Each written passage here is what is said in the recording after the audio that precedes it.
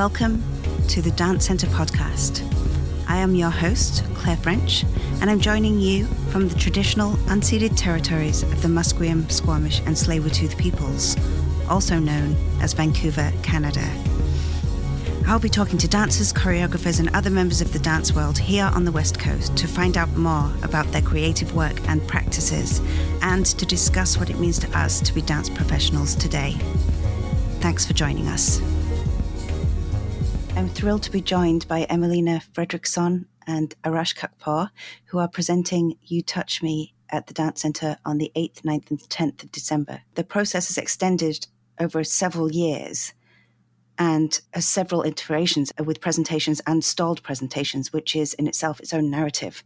We'll be diving into their experiences of the process in relation to this work and finding out more about how they came to this process and its concept and beyond, including their dance trajectories leading to this point in time. But before we start the conversation, here's an introduction to Emmalena and Arash. Emmalena Fredriksson is a contemporary dance artist living and working in Vancouver, Canada, as a guest on the ancestral unceded lands of the Coast Salish peoples. Her practice is defined by choreography as a relational practice in the expanded fields of dance, often collaborating with artists and of other disciplines, creating choreographic experiences and dance for social events, films, galleries, and performance.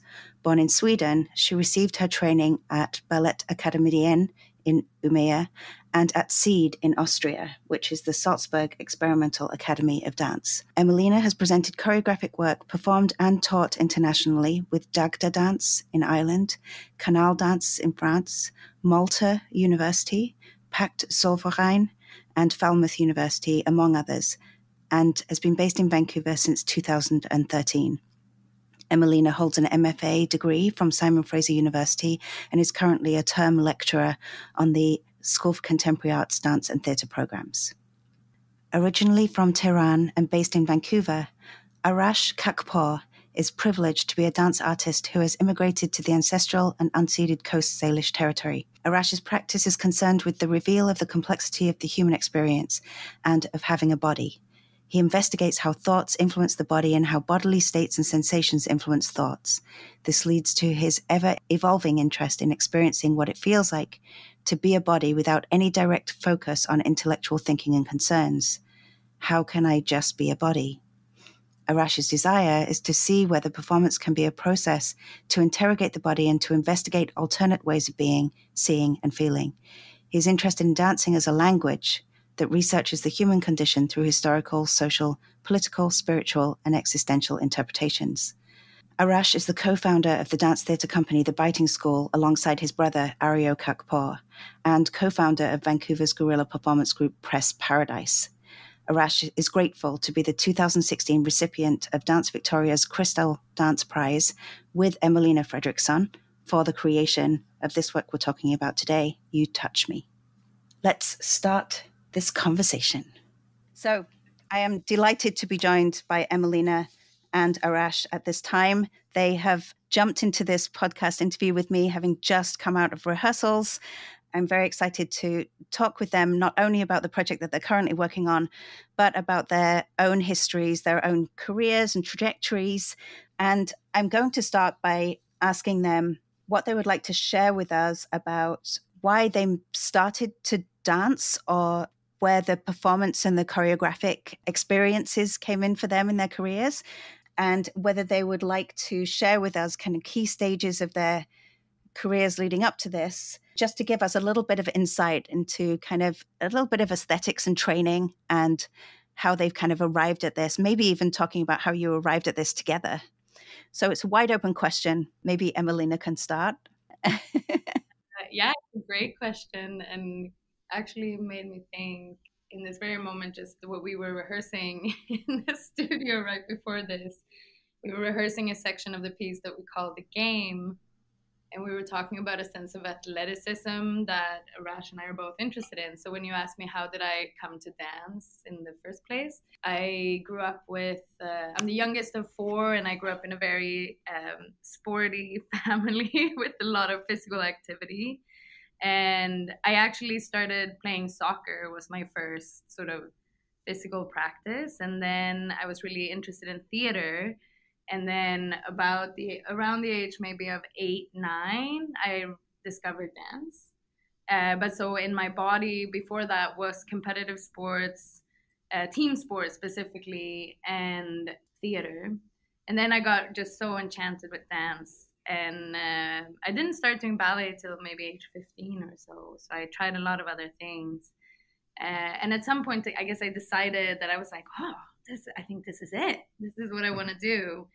It's a lot of umming and ahhing. It's hard to tell your whole life story in a short amount of time. But I went to train in Sweden because I didn't know what kind of form of dance I really wanted to do. So the first professional training I did was more modern dance, more ballet, jazz. And I realized I was like, I think I want to go more into abstraction or theater in that realm. And then I got into the school in Austria, which was at the time, it was Salzburg Experimental Academy of Dance. We always used to joke that it should be called Salzburg Academy of Experimental Dance and not an experimental academy. It's an inside seed joke. I think the point was, though, that it was contemporary in its essence when it was founded, and I felt so at home when I got there. It was very athletic, the dance forms we were training in too. It was a lot of floor work, a lot of contact improvisation. And so I'm kind of drawing that link for myself, I think, at the moment, between growing up with two older brothers and a lot of sports, and sort of let's put on the ice skates and skate across the lake, and then how I came to dance from that place. That's so great, because I feel like there's a lot of the dynamism, like, that's kind of you. It's also like, I love that context that it's kind of like putting that dynamic into an experimental dance studio space that's allowed you to kind of like continue to express that and refine that through dance form, and bring all of that sports background with you into, the grace and strength you have when you move. I think that's really lovely. And I like the game. I like the idea of moving the kind of idea of team sports into a game, is kind of a really interesting trajectory. So yeah, I think that's really cool. What about you, Arash? Yeah, it's nice to think about these. I haven't thought about the trajectory in a while. No. Growing up, I used to, yes, a lot of sports. I started with gymnastics very seriously. And at that point, I was 10, 11, till 11 years old. I was doing a lot of gymnastics.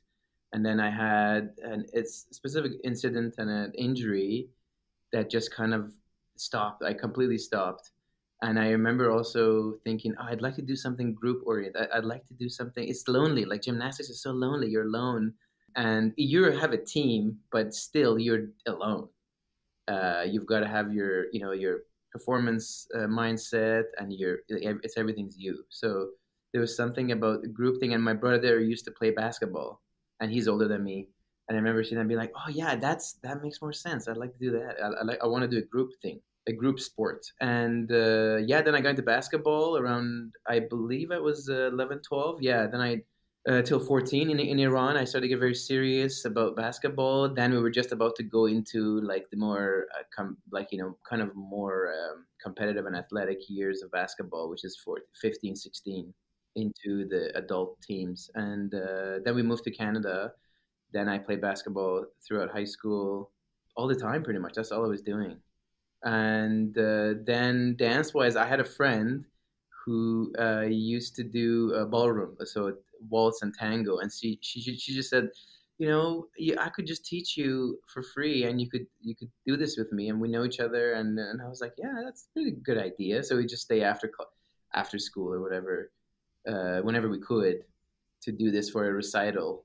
And yeah, so I learned waltz and tango, and I got and as I was doing as I was playing basketball and playing games, and then I took a course in Pine Tree Secondary, which is where I went to school. They had a dance course, which was, I think, dance like grade 11 dance and grade 12, which was amazing. Our teacher was is a fantastic salsa dancer, part of a whole big group, but she knew all kinds of. She's an actor, director, and dancer and new contemporary dance and jazz and everything. So she had this wild program that you get into. So I just signed up for that for grade 12, final year. And as I was finishing basketball, and so I got into that, and I did a recital show, and had a So You Think You Can Dance section in it actually as well. Believe it or not, yeah. I'm wiggling my shoulders at them. I I believe it. I totally believe it. Do you remember your teacher's name? It's okay if you don't. I just Robert. She's I've seen her since then as well. She's come to some of my shows. She's fantastic. Can you say her name again? Coco Roberge or Nicole Roberge. And Coco Roberge. I didn't screw up with her first name, but it had a big effect on me, and I think, and her approach to it, and I think I told her at some point, I think I'm more serious about this thing, and then basketball was ending, and I didn't think I was going to go into college basketball. I was like, that feels wrong. And then I also found out that I was like, dance can be solo and group. Like there's something really amazing about that. You can pretty quickly switch between any of those as a sport too. And then I got into doing some drop-ins in contact improvisation and at EDAM, and then doing drop-in classes with Barbara Bourget, Kokoro. I remember I just walked in. I was pretty scared of what her class would be like, so I asked her to sit in without doing it, and she said, "Yes, that's fine." And I watched the whole class, and then I said, "Okay, I'll come back tomorrow." And then Excellent. I went back, and it's a very hard class, but a great open. Yeah, I remember doing 64 grand battement in one of those classes, and I think I was going for like just 2 weeks, and my thighs completely changed in 2 weeks of doing those classes. Yeah. Like I just absolutely. You just jump for 20 minutes sometimes. Yeah, you jump for 20 minutes and grand battement for 7. Yeah, it just. That was my very fresh beginning up until 19, basically 18ish. Yeah. So I love this personally because I was a ballroom dancer, and I've always felt that my style of movement comes from my training in ballroom when I've had a partner. Like I got my teaching certificate when I was 16, so it was very, kind of regimented, like in the waltz, tango, all of those things, but like syllabus style, so that's a little different to maybe what you're talking about. But I've always felt that sense of an invisible partner. So even if I'm not contact improving, I've always had this extra person that I feel like I could potentially be dancing with when I'm dancing. And it feels really lovely. And I think it comes from that sense of like team, maybe a little bit of competition sometimes, like just having that mindset, because I did dance festivals my whole life. So that was a bit different, but I was also in the netball team. So I love this. I love the parallels here. I think it's really great. I think too, it's a great question, Claire, because it made me think too about how we met dancing at EDAM and through the community. And I think maybe we're thinking about these histories that we have, and I can only speak for myself in this moment, but I think there was a permission in the energy when we met to be very physical. Like I didn't feel like I had to be careful with you in the way that maybe I sometimes, as I'm not super skinny, and I was often the more rowdy one in a room. And when I met you, I felt like your energy met mine, and I didn't have to be so careful, and so I could be my full athletic self and also my tender sort of, or like gentle self. And then I think there was also the permission which also takes us into the piece a little bit, which I feel like you probably also are aware of, Claire, when you're not from a place and you're not fully understanding what are the social codes? How am I supposed to behave? And for a lot of it, you sometimes you hold back, you're not sure what to say. And meeting you, I felt also this permission in that I could say things that maybe I wasn't sure if I could say, or there was a lot of freedom and play in that meeting. So maybe that is a little bit where we both came from, certain environments, and that energetic meeting that happens. I think for me, there's also this, there's something about trusting when you meet somebody who's from somewhere else, and when you arrive at a new place and you meet somebody who's from somewhere else, there's an element of trusting that they are bringing with them different cultural norms, if you like, or different things and so there's also an openness to finding out more about that other person. I think we all have that, like all being, kind of immigrants, if you like, to Canada for, all of our own reasons. But there is something about, there's already an openness. We've already made this decision to move to somewhere else. Yeah. And so there's already this, I feel it gives us an innate sense of trust in the not known. Mm-hmm. And we find a support network with each other that gives us time to know each other, but without us having to give in to the cultural norms that we haven't yet learned, Yeah. So I don't know. I feel like the door is open a little bit there. Yeah, I think so. I think it's a different audience when you connect and have conversations with someone, everything they know about you comes in, whether it's subconscious. But when you go to talk to someone they don't know, there's no other reference. All they're getting is what you're getting there. And I love that about audiences too, where even with this piece, I love going somewhere else because all of me, everything I've done comes there. And they don't know, but they can feel it. They can feel your experience. They can feel your tendencies. They can feel your style and like your desire for things. And it's just that one show. Whereas like when you do performance in Vancouver, they'll be like, oh, I remember you did this thing you did in the last show, but it's a different version. Or like, everybody has a reference. And I think that's also valuable. But there's something about meeting the new person, which was this piece. It's like, okay, what can we do with these tasks, with our own languages, with curiosity, with play, and then not worry about an end point, and then see what kind of containers and scores come up. So what's really cool from what I've seen so far of things and kind of doing my own research, back through your archives for this piece, I won't bring in other pieces and I won't do that. You've warned me, Arash. That's a good warning. That's a really good warning. It's like, oh, strike that.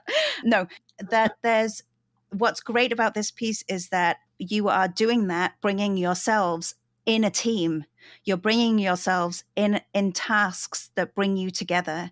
And so what you're also getting, which both of you have very much, say in your bios and that your work is about, this kind of the social dynamics. And you get that in this piece, that how you arrive into a social situation, how you are relationally, expressing yourselves with the tasks and the things that you've set up for an audience to then engage with you in. So I think there are so many layers of what you're talking about in this work. I think that's really exciting because I think what also happens is that you give permission for the audience to laugh, to become familiar with how you make certain gestures and how you contact each other without saying too much. And then there's also still that mystery around the different languages that may or may not be in this iteration of the work. So I'm wondering if maybe we could shift all of this a little bit into language, or a little bit about the different elements you would like listeners to know about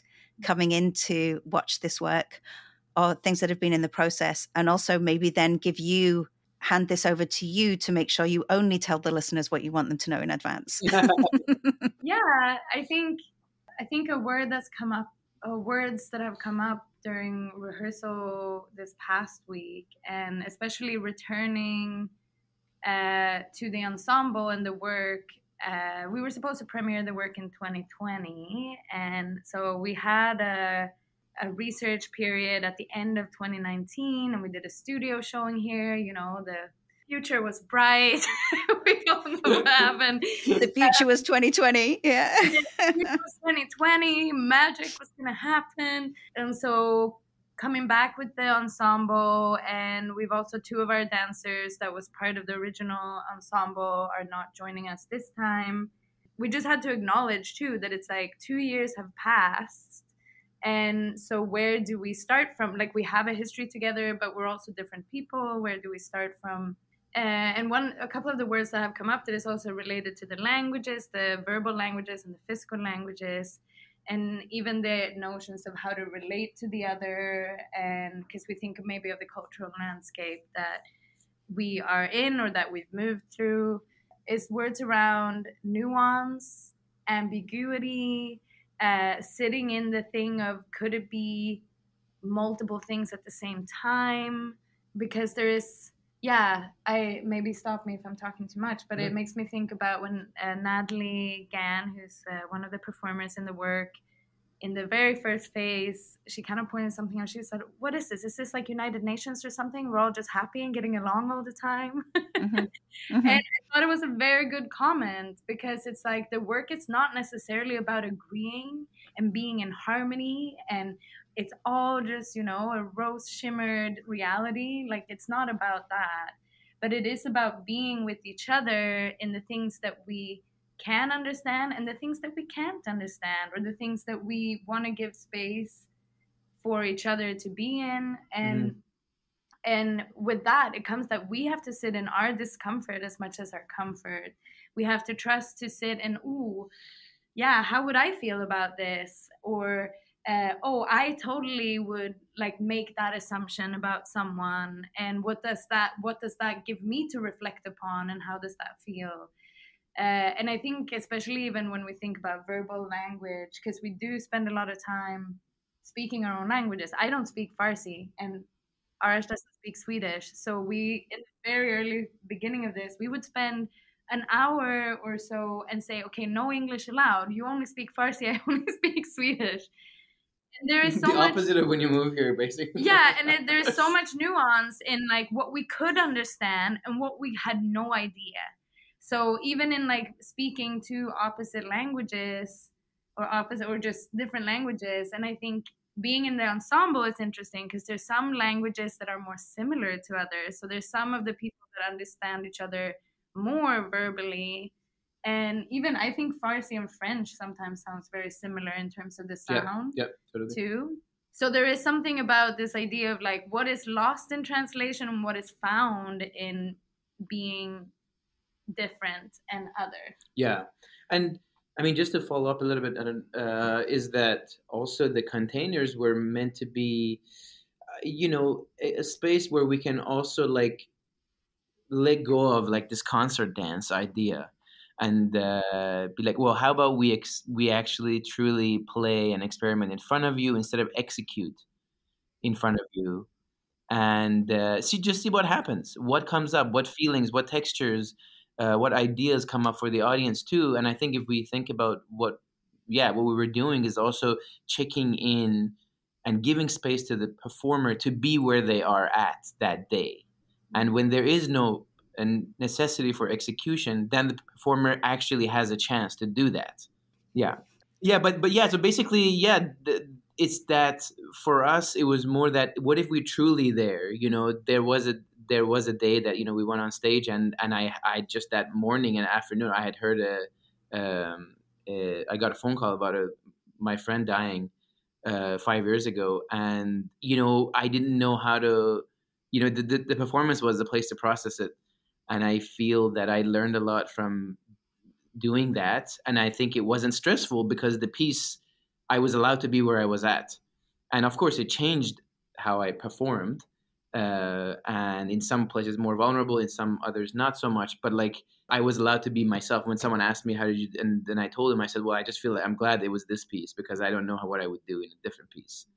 That I could just be there. Which makes me think about so maybe the listeners do not know, but this originated as a duet between Arash and I, and now we are trying to make the ensemble work of it. So can I just go, this wasn't 2019, right? This was back in 2017 when you actually presented it as a duet. Yes, I believe. We started it in 2016. The first residency we had was in 2016. So it's also a long time ago. In 2017, it premiered as a duet. But I think what you're saying, Arash, is interesting to think of how do we put a work like this, or how do we expand a work like this onto other performers? But what we've learned, which is so beautiful, that it's not about them performing it like us, it's about them performing it like them. And so it's been such a beautiful explosion of possibilities in terms of the things, how they respond to some of these tasks. And Kate Franklin, who's our rehearsal director, one of the first days, she said, this is just going to be great. It's going to be incredible because you're all such different, beautiful, complex human beings. And I think there's exactly what you're saying, is that the amount of times that we have performed it, and even inviting these other people in, it is in a way a new show every time, because it's not about doing the prescribed same thing. It is a container for which for something to happen. For something to happen. Really, yeah. And hence the questions. The core of it, the heart of it really is a series of questions that we could think of that same day. And that was really the basis, I think, of 2016 start. Yeah, so it makes it like I was just thinking about like how we say, oh, it's a container, anything can happen. The containers are quite specific. Yeah. And like you're talking about the interview, for example. So now I'm giving it away. One is called the game, one is called the interview. But it doesn't give away anything. No one knows this going. But it doesn't give away the content. It just kind of sparks and triggers something for like, oh, what could be? Yeah, it's making me think as well that the title also helps in this context of what we're talking about, allow for you to be touched by the other performers and their responses to things that you started. And so what you're doing in part of your performance is also allowing yourselves to be surprised by an embodied surprise, like to actually start to kind of allow that to come out in the decisions you make in the moment as performers based on what these other people, the expansion of your team has allowed, which I think is really, really great because, you can't really know how somebody else is going to perform in this kind of container, right? You've allowed that as well. And the idea is not, like I think it's also we are just one group that speaks different languages and we do dance in a specific way and we have specific dance skill sets. But the idea wasn't to cover the whole society. No. The idea was to dance with our friends and invite them to really get really tight on the boundaries so that we could only really, we could just only invite certain people. And definitely there was a point we had an audition as well. And that also narrows down even in audition. And that was interesting to just also experience, like, who is in this city that is a dancer that's, that their first language is not English or they've had an experience of culturally being in a different space. And that was all. I think there's a lot of learning in all of that whole process. Yeah, absolutely. And then there's also, I'm not going to dwell on this for any length of time, but I just there's also an aesthetic thing around training. Mm-hmm. So then when you're all in town and you're all in the same place and you're all training, there's a kind of an aesthetic that you are also accessing in those auditions with these dancers that is a kind of common, in a way it kind of creates a kind of the fabric of how the team then kind of puts that out in the world. So it is contained as well also by that, which I think is really beautiful.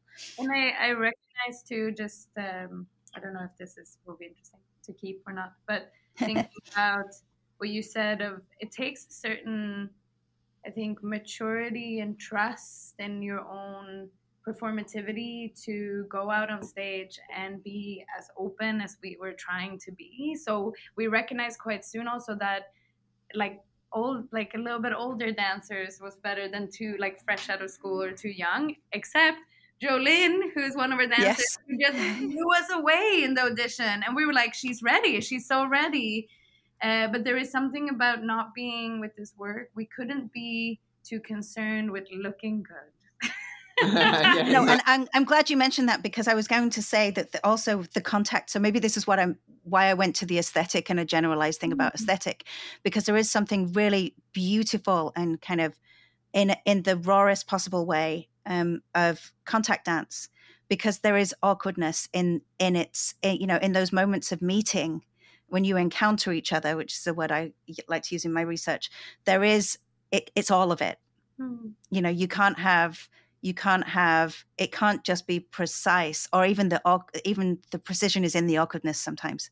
So I just wanted to add that into the aesthetic, which I think is really great and humorous and graceful, and at the same time it's all of these things, because you have to be so competent to be able to do what you're talking about, not only just in front of an audience, just anyway, right? So there is intensified. Again, going against the dancers should not hear dancers breathing or talking or voice. It's like we're completely doing the opposite. I mean, we start with vocalizing and vocalization and talking and then dancing and talking while dancing. So it's like, what if we actually are allowed to do all of these things? And what if that enriches the experience of the audience as well? So I think there's something about, obviously this whole time, this past 5 years until now, is also about breaking the borders and boundaries and pushing past what we think is true and is possible. I'm reminding people that the people who are dancing are expressing themselves as humans. Yeah. You know, like that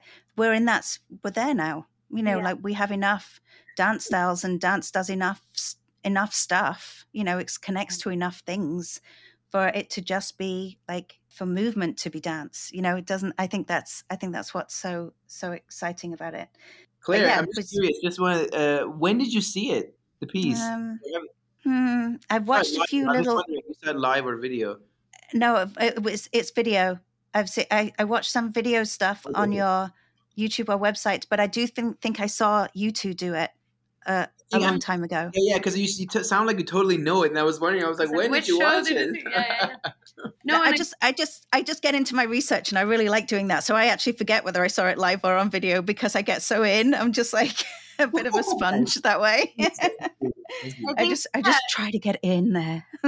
Amazing, and I think even the fact that you bring that up is like of dancers being humans and that we can be ourselves. An effect of this work in the past, which will be really interesting to see with an ensemble and with a group. But often when we would do it as a duet, after the show, people would come up to us and they want to tell us their answer to some of the questions, or they want to share something from their lives. So it was clear to me that there was a lot of space for them to reflect on their own experiences throughout life, whether that also be in relation to otherness or assumptions or prejudices, like hard things that is hard to come up against, but also some things that they were like, wow, yeah, you know, this happened to me. So there is a sense of us breaking some of that fourth wall, also gave the audience some permission to want to share with us their own lives. And so that in and of itself also became then a meeting and this idea of who touches who, and, you know. Yeah, definitely. Yeah, I think that's absolutely beautiful. So aside from like COVID itself coming in and disrupting everything in the way that it did, and all of the things that we have endured and survived around that, and in the climate that we're in at the moment, and the kind of, what would you say is the biggest challenge, or even has been the biggest challenge, maybe in coming back to this work, like you said, returning to the work, or even what do you find is your current challenge now, or that you, is there one? Have you overcome them, or is there one that you think you've overcome? The challenges of this piece in this piece, or any? Well, maybe, but I think I'm thinking more of the time frame through COVID, that everything was kind of on hold, and I am maybe thinking of what was the challenge to return to the piece. So yeah, we could start there, but I'm also, if you are willing, also open to you answering that question on a more personal level that's not necessarily about this process, or maybe they're intertwined so much. Yeah, I think there's a lot of intertwined. It came up today in rehearsal, and both in the check-ins and the checkout, like how this work percolates like outside of the rehearsal time, and whether that is challenging things or just inspirational, thoughtful things. So I feel for me personally, like I came into rehearsal today and we started, and then I just had to cry, and the space allows for that, because that's where we need to be there, where we can be that open.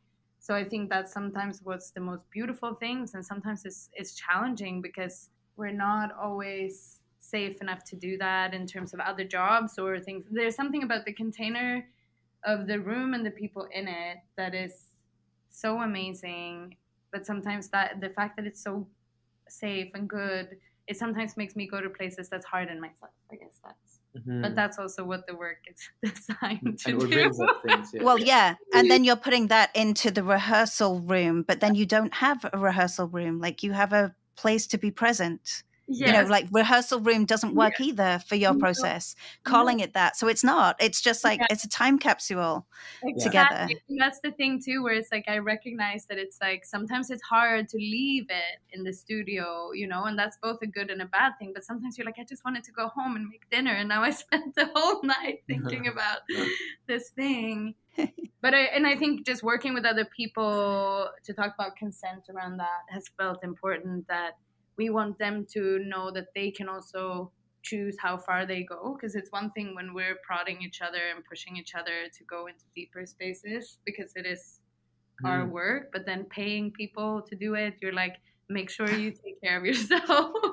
Yeah, and hence the, like, you know, there's like certain rituals and practices that we got to keep in place when we want to go into places of discovery, and when it's physical and emotional, and, like, you know, like Emmalena says, things come up sometimes, and actually they come up all the time, but we just have learned to push them down. So when they come up all the time, there has to be space for processing it with ourselves, but also in the room. Sometimes we process over the weekend and we come back and remember we want to talk about something. So we try to have, really, like we say, check in, check out. We check into rehearsal as every person speaks with a certain time frame, and then check out. But to me, that's also part of our lives, and part of the work we're doing in our practice. It's not sort of like, oh, now we did this, now let's get to the dancing part. There is no separation. Yeah. Well, I think that's really important around the idea of consent too, because what you're doing is you're checking in on what the terms of consent are for that particular day. Yeah. Yeah. Yeah. Yeah, I mean, if I had, I sometimes want to do midday check-in too. You know, like every time you get to take a break or something, you got to go check-in again until no one wants to check in anything. And until you just got a code. You just got a gesture of some kind that's like your sign. No, a big one has been, it's like no elephants in the hallway, like all the elephants in the room. So when things come up too, that we bring them up with each other, which is where the trust is built too. And then I think that's what you see in the piece.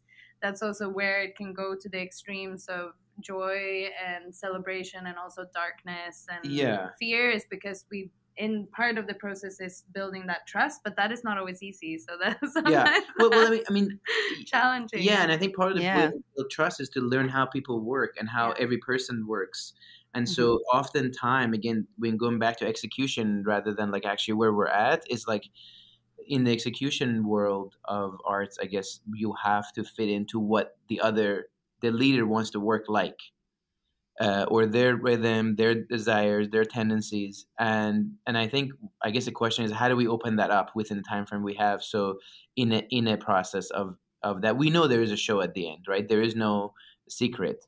So I think part of it is that also we're learning as we go. We've never done this with a group as a show inside it as dancers, is that we're learning, okay, how does everybody work? Like, well, we did that yesterday, and someone goes like, I totally loved it. And the other person is like, I really hate doing that. And so it's like, at least we can now integrate it into, or not even, we might not be able to entirely, but we can do our best to try. Be like, okay, so if that class or that order of things didn't work, can we go think about how to change it slightly to fit in between, in the gray area of what everyone might be wanting to? And then the person might kind of be like, actually, I my feelings changed. I like it now. Or so, you know, like all these things is like, if we don't talk about it and that realize that is actually part of the work, then it's never going to happen. It goes to the hallways and it goes home and it goes to down into the darkness. the lonely darkness, like to the self dark space. It's true. And I have this image of the elephants in the hallway, but the leash to the elephant being the thing that's kind of not allowing the performers or the people in the room to fully be in the room, because they're also thinking about the elephant outside and having to hold it. So I've got this amazing image of just that, and how difficult that would be, and how difficult it is when that happens, to kind of try to bring the elephant in as well and say, it's okay, knock the wall down, bring it with you. Yeah, exactly. Yeah. I think another challenge in the work itself, which being in the studio today, a lot of the work is also as a tool or as a tactics that we developed to open ourselves up, was kind of to do that confusion of doing two tasks that are hard to do at the same time. So a lot of the work is do this while also doing this. And so what Natalie said today, because you were working, when I entered the studio today, you were working on a very specific contact improvisation skill of rolling up with the pelvis, like rolling up someone's back. And the dancers looked amazing. And then Natalie just like burst out laughing, and she said, but I got to speak Cantonese at the same time. And excellent. So So it's like that thing of not only when we speak the languages other than English, it's not just speaking the language, but it's entering a whole different identity that we have. And so to be in like a listening contact with someone who we mostly engage with in the English language, and all of a sudden, how do I do it while also being my Swedish identity, or for Natalie to Yeah. be her Cantonese identity? So that is a big challenge just in the work itself, but one that is, it's exciting, it's fun, it's hard, and that's something that we're trying to practice, to be in those identities at the same time. Yeah, that's so wonderful. I love that. It's making me think of this kind of finding yourself in a kind of void, or like a between space as individuals, where you're like where did that come from? And then it's just allowing it to kind of settle a little bit before it becomes something that you might even raise with others. You know, there are those layers of learning happening, right? And embodiment happening, like surfacing even, and deepening both ways, going both ways through the body. I wonder if we've talked quite a bit about your collaborative endeavors, and that's been lovely, like how it's just kind of segued between kind of insight and like your actual pragmatics of working together. And you've mentioned some key influences in your lives so far, but around dance training. But I just wanted to give you the opportunity, if there's anybody that you feel like you want to like have been key influences in your life or your work, whether you may never have met them, you may never have been in a room with them. It might be somebody, somebody you've worked with, or someone you haven't yet met, or just from history or present day, just kind of a wide open, just a kind of little bit of a scope of influence. It's really, it's kind of like everybody, right? And I think there's no way to say that, oh, I learned these things because I knew them. It's like everything, information is coming from everyone, every teacher you meet. And yeah, I've been very lucky to just be able to do workshops and classes and programs with different people. But I think one of the first times where I felt like, oh, I love this performance thing, was when I watched a battery opera piece while I was in night school, actually, and I skipped class to go to the battery opera show, which started just at downtown East Side, just close to the fire hall. At a bar close to fire hall. And it's a piece by David McIntosh called Lives Around Me. And it's really about, it's just giving us a space to look at the lives around us. And it's, I think it just basically, and I remember in the interviews we had said too, it's about the understanding that the core of this city, in a lot of ways, comes from us ignoring the reality of downtown East Side, and how strongly it affected me. I couldn't believe what was happening experientially, because he basically takes us for a walk, and then these performers hand us off to each other on the street, and they go sometimes inside the space too, but like 5-6 audience members, very small. But that affected me a lot, and I was like, this is what I mean. This is what it is. And I wasn't really training in dance that much yet, but I remember just randomly I found it, and I went, and it was definitely one of those life-changing things where for me it brought everything back to reality of where you live, and its connection to the bones of the city that you're in, and people and their realities, and that so much of it is also in the choreography of people getting uncomfortable in a place they haven't been before, about society's classes and our notion of who we are and what our class is and what our rights are. So yeah, I would say just top of my head, like that's what, for me, that was for sure. That's so timely too, isn't it? I mean, it's always timely in Vancouver because we've got the kind of like areas like most. That was it was 2009. This is a long time ago. Yeah, I was thinking it's a long time ago because I remember that. I remember that piece. I think it was in Push, and David McIntosh is co-artistic director of Battery Opera. So I remember that whole time, and and just for being in the downtown East Side for a performance like that, where you are walking through one of the kind of worst postcodes for drugs and homelessness in North America, putting you right in the harsh realities of the city. And like bringing your own ignorance right into your face in a sense. And I'm sure everyone had their own experiences that I don't know what they were, but in terms of like stakes being high, and then integrating reality into it. For me, it felt like for me, it changed my mind about what it can be and what actually interests me as a human being to experience in arts. Great. Thank you for sharing all of that. I think that's, I think that's really great. Just even if that's not, we might finish this interview and you'll be like, oh, and I didn't mention this one and I didn't mention this one, but it's just the way you talked about it as well. It's partly that, right? That it's the context that you provide and the little sparks that happen that connect to, without pigeonholing you as an artist as well. Of course, there's so many, but I'm just glad that I skipped school that night. I had a geography course that nighttime and I skipped to go, and I'm very glad that I did. Yeah, excellent. Skip school sometimes. Yeah. We shouldn't say that. That's the lesson. The moral of the story. Yeah, the moral of the story says to go with a PhD, but still, I did skip school. I did skip school. And I'm definitely skipping it now. So there you go. So, Emmalena, what about you? Do you have, even if it's snippets? Maybe around a similar time in my life, when I did a year-long residency mentoring program with the dance company under the direction of Michael. I think it changed my view on dance a lot. And similarly to Arash's story, Dagda at that time, it was based in an old church that had been renovated to be a dance space. And it was also in one of the not affluent parts of Limerick. And there was a lot of gang violence around that area. And I remember so clearly this notion of social choreography that I hadn't come across before, really. And so the way the whole company was run was questioning, what is our relationship to each other?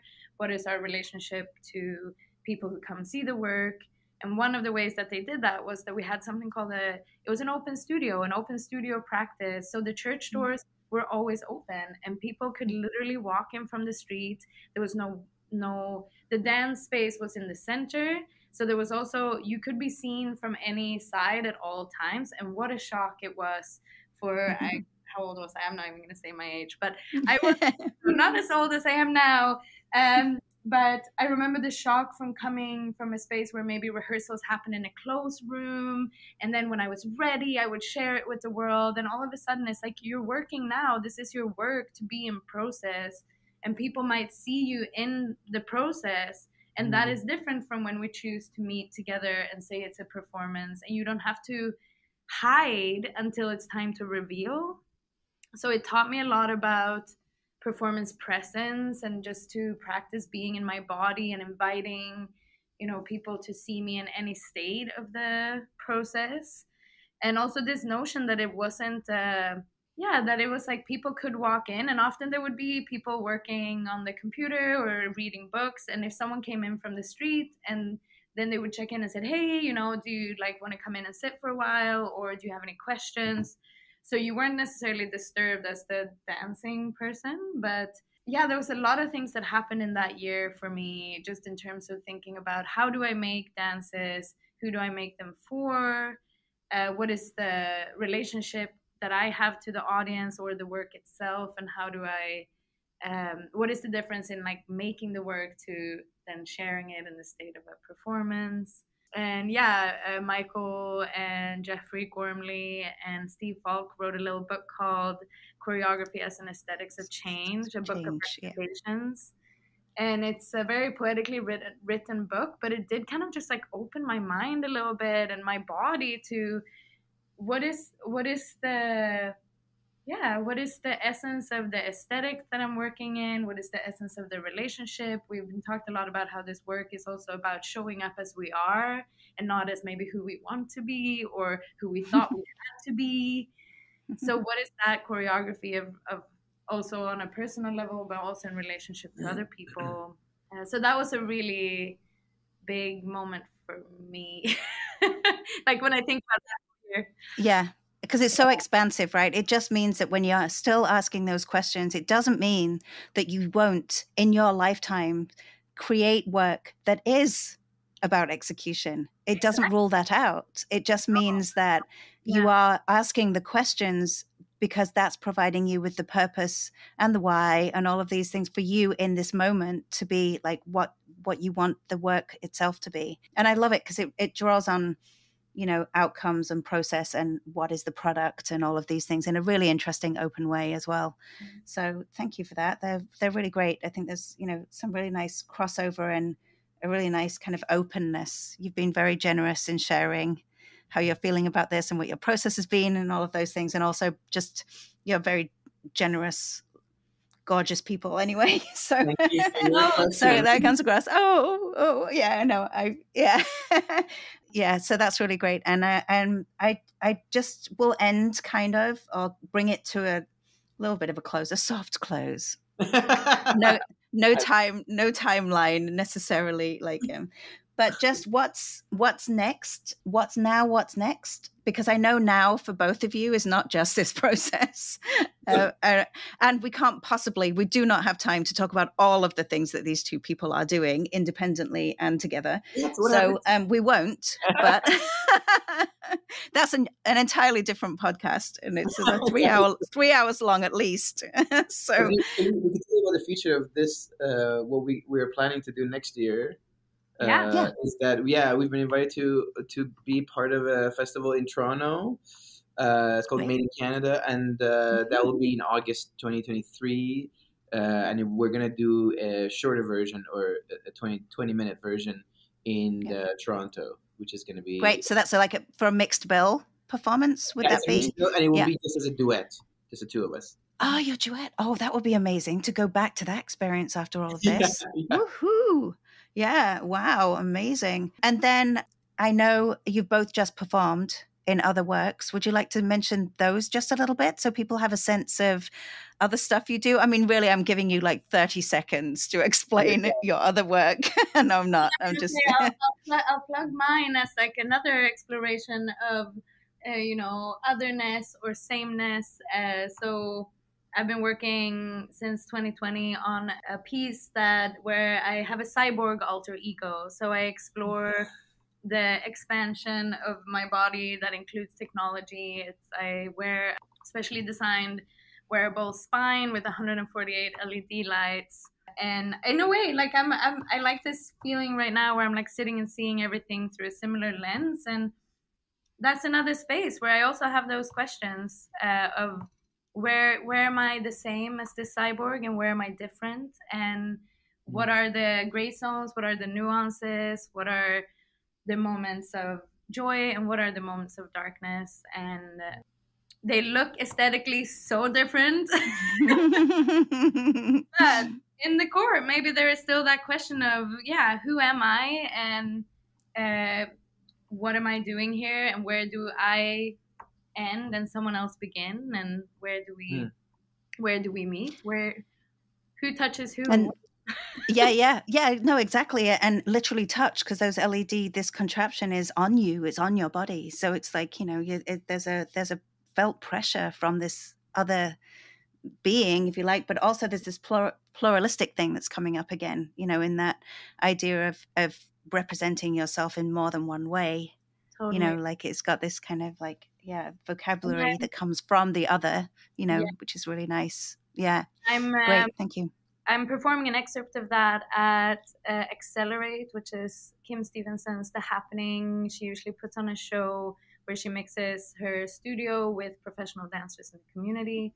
So that's going to be performed, I think it's January 14th and 15th here at the dance. Great. Excellent. Thank you. Arash? Yeah, I'll just do a quick thing about what happened, because I know I went for a while. What happened?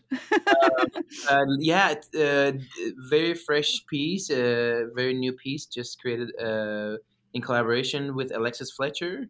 It's a duet, and it is based on the beloved Iranian female poet Forough Farrokhzad, who passed away 50 years ago. And the piece is based on some of the poems of hers, and we created a series of scenes and improvisational tasks to perform it for a live audience. And we did it twice at the Chutzpah Festival, and hopefully it will come to a theater near you, all of you. Yeah. Look out for it. What's the title? It's called All My Being is a Dark Verse. You see? We're not going to get that one in a hurry. Yeah. That's great. Yeah.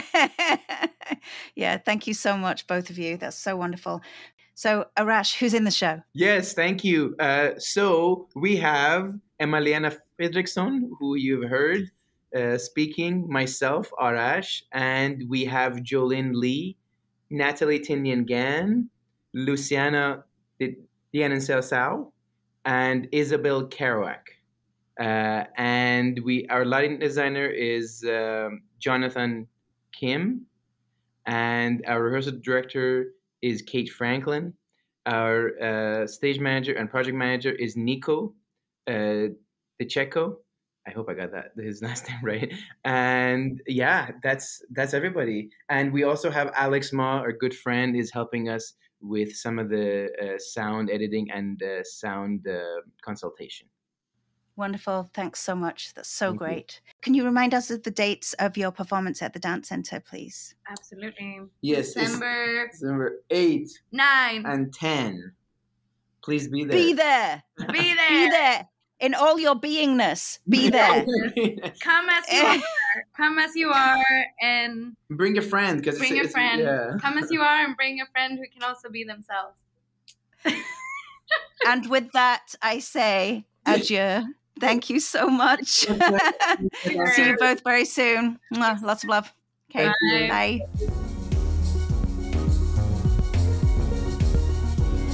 Thank you so much for listening.